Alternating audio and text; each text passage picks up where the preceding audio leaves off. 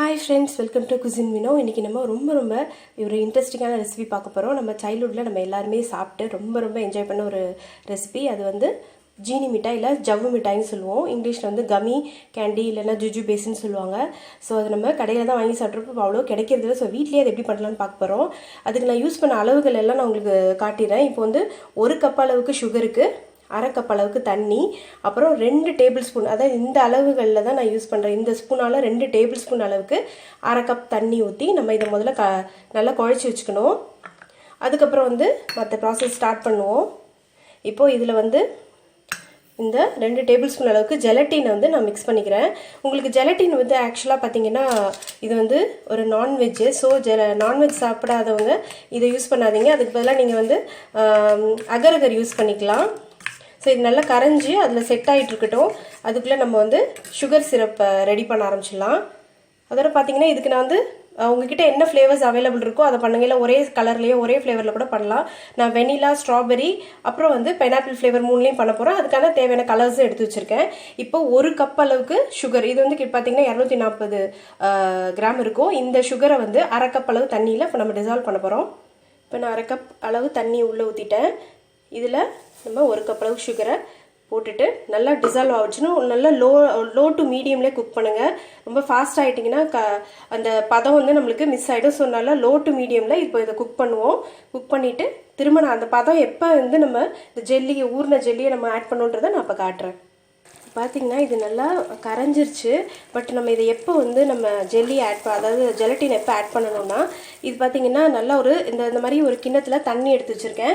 அதில் ஊற்றும் போது உங்களுக்கு சாஃப்டாக அப்படி கையில் எடுத்து உருட்டுற பதம் வரணும். அப்போ தான் நம்ம வந்து ஜெல்லி ஆட் பண்ணணும். நம்ம ஏன் இப்படி இதில் பண்ணுறோம் அப்படின்னா, வழக்கமாக பண்ணுற மாதிரி ஜெலட்டின் நம்ம ஜெல்லிலாம் பண்ணுற மாதிரி பண்ணாமல் இப்படி பண்ணுறோன்னா, இதில் ஆக்சுவலாக வந்து அந்த மாதிரி ஒரு இது செஞ்சால் தான் உங்களுக்கு வந்து நம்ம எப்பொழுதும் சாப்பிட்ற அந்த ஜெல்லி நம்ம ஜெல்லி மிட்டாய் இருக்கு இல்லையா, ஜீனி மிட்டாய் ஜவ்வு மாதிரி அந்த டெக்ஸ்சர் கரெக்டாக கிடைக்கும். இல்லைன்னா நார்மலாக ஜெல்லி நம்ம சாப்பிட்ற மாதிரி தான் இருக்கும். ஃப்ரிட்ஜில் வச்சுட்டு ஜெல்லி சாப்பிடுவோம் அந்த மாதிரி இருக்கும். இப்படி பண்ணால் தான் உங்களுக்கு வந்து நம்ம வழக்கமாக சாப்பிட்ற ஜவ்வு மிட்டாய் மாதிரி இருக்கும். அதே போல் இந்த கொதிக்கிற நேரத்தில் நம்ம ஒரு 3 பாத்திரத்தை தனியாக எடுத்து வச்சிடணும். ஒன்ஸ் இது பாருங்கள், இப்போ ஊறிடுச்சு, எவ்வளோ திக்காகிடுச்சு பாருங்கள். இது வந்து நம்ம அந்த பதம் வந்தோடனே இது மிக்ஸ் பண்ணணும். இப்போ 3 பாத்திரத்தை தனியாக எடுத்து வச்சுக்கோங்க. ஏன்னா அப்போ தான் நம்ம தனித்தனியாக எடுத்து வச்சுக்கிட்டு அதில் கலர்ஸ் அண்ட் ஃப்ளேவர்ஸை நம்ம ஆட் பண்ணுறதுக்காக. பாருங்கள் ஃப்ரெண்ட்ஸ், நல்லா மீடியமில் வச்சு போனால் அந்த பதம் வந்துருச்சு. இப்போ நம்ம ஜெல்லியை ஊற்றிடலாம். எப்படி சொன்னதை பாருங்கள், இந்த மாதிரி எடுத்தோன்னே அப்படி உருட்டுற பதம் வந்துருச்சு பார்த்தீங்களா, இதான் கரெக்டாக. இப்போ ஊற்றிடலாம். இப்போ ஜெல்லியை ஊற்றிட்டு நல்லா அது டிசால்வ் ஆகி அதோட மிக்ஸ் ஆகிற அளவுக்கு நம்ம அதை நல்லா கலந்து கொடுக்கணும். நல்லா மீடியமில் வச்சு மிக்ஸ் பண்ணுங்கள். கொஞ்சம் திக்காகும். நல்லா லோவில் வச்சுருங்க. மிக்ஸ் பண்ணும்போது லோவில் வச்சுருங்க. பாருங்கள் பொங்கி வந்துச்சு, ஆனால் லோவில் வந்துடும். நல்லா க்ரீமியாக வர அளவுக்கு நல்லா கரைச்சி விட்ருங்க. நம்ம ஏன் இந்த ஸ்டெப் செய்யலைன்னா பார்த்தீங்கன்னா, இந்த மாதிரி ஒரு இந்த ஸ்ட்ரக்சர் வந்தால் தான் உங்களுக்கு வந்து அந்த நம்ம வந்து அந்த ஜவ்வு மாதிரி வர்ற அந்த டெக்ஸ்சர் வரும்.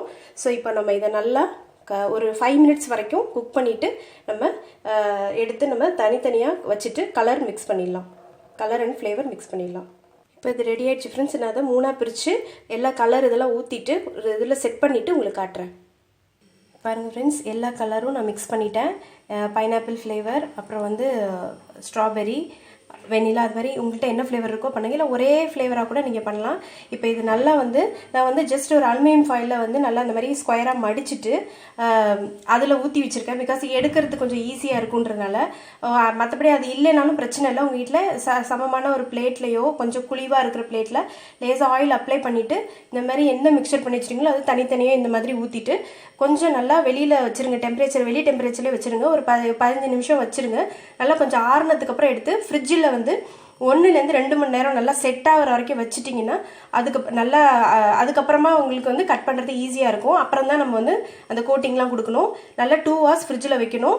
இப்போ இது கொஞ்சம் ஆறிட்டு ஃப்ரிட்ஜில் வச்சுட்டு அதுக்கப்புறம் நான் ஃபைனலாக எப்படி இருக்குன்னு உங்களுக்கு கட் பண்ணி காட்டுறேன். எப்படி இருக்குன்னு நீங்களே பாருங்கள். பாருங்கள் ஃப்ரெண்ட்ஸ், நம்மளோடது எல்லாமே நல்லா செட் ஆகிட்டு கையில் பாருங்கள் இந்த பிசுப்பாக இருக்கும் பார்த்தீங்களா, இந்த மாதிரி இருக்கிறது தான் கரெக்டாக இருக்கும். இப்போது இது எல்லாத்தையும் நான் வந்து இதுலேருந்து ரிமூவ் பண்ண போகிறேன்.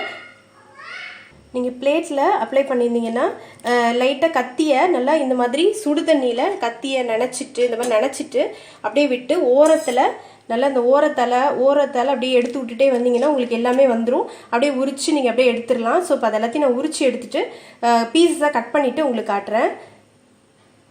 இங்கே பாருங்கள் ஃப்ரெண்ட்ஸ், எப்படி ஒட்டுது பாருங்கள். அதுலேருந்து உரிச்சு எடுத்துகிட்டு இந்த மாதிரி உங்களுக்கு கரெக்டாக வந்துடும். இப்போ இதை வந்து நான் சொன்ன மாதிரி சுடுதல் அடிச்சுட்டு பீசஸ் போட்டுட்டு ஜீனி இருக்கு இல்லையா, இந்த மாதிரி சுகரை கொட்டி வச்சுட்டு சர்க்கரையில் அப்படியே கோட் பண்ணி எடுத்துட்டோம்னா ஒன்று ஒட்டாமல் இருக்கும். அதையும் மாரி நீங்கள் ஸ்டோர் பண்ணி வச்சுருக்கும் போது ஒட்டுற மாதிரி இருந்துச்சுன்னா நீங்கள் கார்ன்ஃப்ளவரில் மாவில் எல்லாத்தையும் ஒரு வாட்டி பெரட்டிட்டு அப்புறம் எடுத்து வச்சிங்கன்னா ரொம்ப ஒட்டாது. பாருங்கள் ஃப்ரெண்ட்ஸ், இப்போ நம்ம எல்லோ கலர் ஃப்ளேவர் கட் பண்ணதை இந்த மாதிரி ஜீனியில் பெரட்டி எடுத்து வச்சுருக்கேன். இப்போ நெக்ஸ்ட் வந்து ஸ்ட்ராபெரி ஃப்ளேவர் வந்து இது மாதிரி கட் பண்ணிகிட்ருக்கேன். இது மாதிரி நீங்கள் சுடுதண்ணியில் வச்சுட்டு நினச்சிட்டு இப்படி கட் பண்ணிங்கன்னா உங்களுக்கு நல்லா வந்துடும். எவ்வளோ நல்லா ஜவ்வு மாதிரி இருக்கோ அவ்வளோக்கவ்வளோ பர்ஃபெக்டாக இருக்குது அப்படின்னு அர்த்தம். அப்படி தான் நம்ம வாங்குகிற நம்ம அப்போல்லாம் நம்ம சின்ன பிள்ளையில் சாப்பிட்ற அந்த இது வந்து அப்படி தான் இருக்கும். இப்போ பாருங்கள், உங்களுக்கு நான் காட்டுறேன். எப்படி எடுக்கும்போதே எப்படி கையில் ஒட்டுது பாருங்கள். இப்போ இதை வந்து நம்ம இந்த மாதிரி ஜீனியில் போட்டுட்டு சுகரில் போட்டு பெரட்டிட்டோம்னா அதுக்கப்புறம் பார்த்தீங்கன்னா உங்கள் கையில் ஒட்டாது. அப்புறம் பார்த்தீங்கன்னா கையில் ஒட்டாது.